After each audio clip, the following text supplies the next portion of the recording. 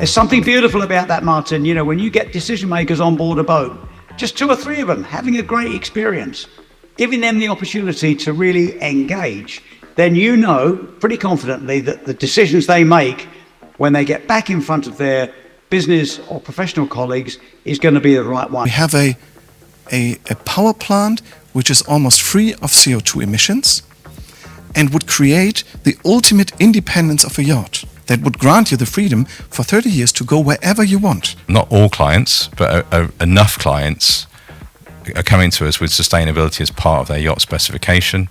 We're now seeing people ask us for things which we've not seen before. So people are actually now interested in the efficiency of their vessels.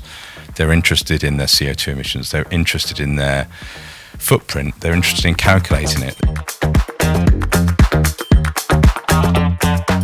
I think I would like to ask the super yacht community to take the time and think about how vessel owners, yacht management companies, captains, and other people with decision-making capability can really think about how they can support very simple scientific projects.